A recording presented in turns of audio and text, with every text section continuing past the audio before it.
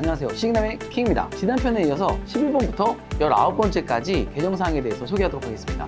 내용이 좀 어려울 수 있으나 최대한 쉽게 요약해서 설명하겠습니다.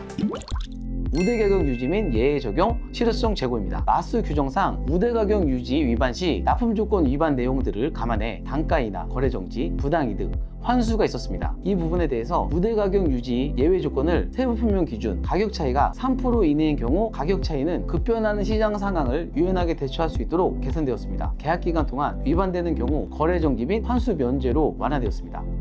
불공정행위 이력 등에 대한 시점 및 기간 불이치 조정이 되었습니다. 불공정행위를 통한 부정당 업자는 입찰 참가 자격 제한 또는 거래 정지와 페널티를 받고 난 후에 계약이행 시청평가, 평가 대상 기간이 2년, 계약이행 성실도 분야는 3년으로 서로가 다른 기간 불이치로 이중 페널티와 같은 제재가 개선되었습니다. 변경 후에는 계약이행 시청평가와 계약이행 성실도를 동일하게 2년으로 반영이 되었고요. 불공정행위 이력의 평가 시 처분일 후 3년 이내 평가 대상에서도 처분 대상 동안으로 기준이 변경되었습니다. 앞으로는 평가 기간 동안만 제재를 두겠다고 보여지는 부분으로 많은 기업들이 제재가 끝났음에도 불구하고 3년 동안 받았던 입찰에 대한 불합리한 부분들이 개선되었다고 볼 수 있습니다.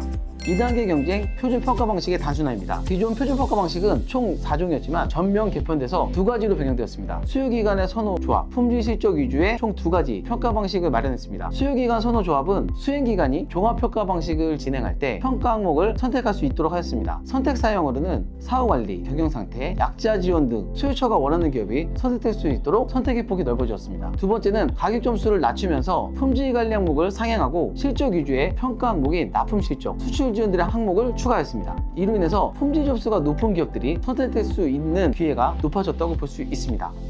수요기간의 2단계 경쟁을 통해 구매 기준을 명확화했습니다. 개정 전에는 한 번에 다수의 세부 품목에 해당되는 물품을 구매할 경우 각 물품별 금액은 모두 포함한다 라고 되어 있었는데요. 개정 후에는 수요기간이 구매 계획한 부분에 대한 예산 기준으로 한 번에 다수의 세부 품목에 해당되는 물품을 구매할 경우 각 물품별 금액을 모두 포함한다. 예산 과목 미만의 세부 예산 과목 기준으로 2단계 경쟁이 가능한 경우 세부 예산 과목 기준으로 분할하여 구매가 가능하도록 변경되었습니다. 예를 들어 전체 예산이 3억 원이면 한 업체를 통해서 3억 원의 예산을 다 사용해야 했지만 변경 후에는 전체 예산에서 세부 예산 과목 기준으로 1억, 2억 쪼개서 각각 다른 업체를 통해서 구매가 가능해졌다고 볼 수 있습니다. 상위법령 개정에 따른 변경사항 통일적 적용입니다. 마스 2단계 경쟁에서 지역업체 평가 시 지역업체 평가 기준을 새로 된 내용으로 법인사업자는 법인 등기부 등본상 본점 주소지, 개인사업자는 사업자 등록증, 서류상 사업장 소재지를 본사 소재지로 판단하기로 했습니다. 지방계약법상 고시금액 변경에 따른 규정을 현행화하되 매번 변경되는 금액에 대해 바로 적용할 수 있도록 문구를 수정했습니다. 입찰보증금 납부 요건 현행화입니다. 신규로 추가된 항목으로 적격성 평가 신청일 이전 1년 이내에 입찰 참가 자격 제한을 받은 경우 최대 납품 예정 금액의 100분의 5 이상 입찰 보증금을 납부해야 한다로 변경되었습니다. 기존에는 10%를 납부했어야 되는데 변경 후에는 반 이상 절감됐다고 볼 수 있습니다. 규정 해석 및 적용 명료화를 위한 문구 정비입니다. 마스 계약 및 2단계 경쟁 시 특허 승인 기준 명확화 부분 중 기술 인증 부분에서 녹색 기술 평가 0.5점의 가점을 획득하기 위해서는 특허권자, 전용 실시권자 등의 확인이 되어야지만 앞으로 가능해지게 되었습니다.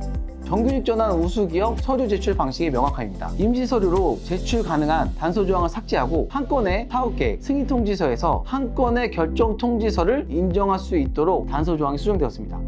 물품 다수공짜 계약 관련 규정 3종이 2종으로 통합 처리되었습니다. 현행 3종 물품 마스 규정은 마스 업무 처리 규정, 물품 마스 특수조건, 물품 마스 2단계 경쟁 업무 처리 기준입니다. 그 중에 3번 항목이 삭제되고 1번, 2번으로 통합되어 진행된다고 합니다.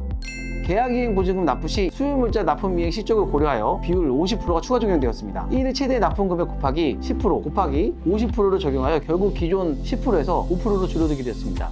계약이행 실제평가에 대한 내용이 변경되었습니다. 적용 시기는 2024년 1월부터 적용될 예정입니다. 기존에는 계약이 체결되고 있는 물품을 기준으로 평가를 했다면 앞으로는 평가 대상 품목에서 거래 정지, 판매 중지 등으로 계약이 체결되어 있지만 쇼핑몰에서 등록되지 않은 제품도 모두 평가 대상에 포함되어 팔리지 않는 품목을 많이 보유할수록 계약이행 실적 평가에서 점수가 줄 수가 없는 구조로 변경되어집니다. 납품 품목 비율을 높이려면 나라장터 쇼핑몰에 입점된 제품 중에서 판매가 되지 않는 제품은 품목 삭제를 요청하여 평가 대상 품목을 줄여서 분모가 낮아져야 높은 점수를 받을 수 있게 되었습니다. 하지만 변경되는 평가 방식은 수정이 필요해 보입니다. 현재와 같은 방식에서는 판매가 되기 어려운 제품은 페널티를 받을 수 있으니 많은 기업들이 새로운 제품에 대해서 쇼핑몰에 등록되는 것 자체를 부정적으로 여겨서 등록하지 않게 되고 폐기라가 되는 문제가 발생할 수 있지 않을까 예상되어집니다.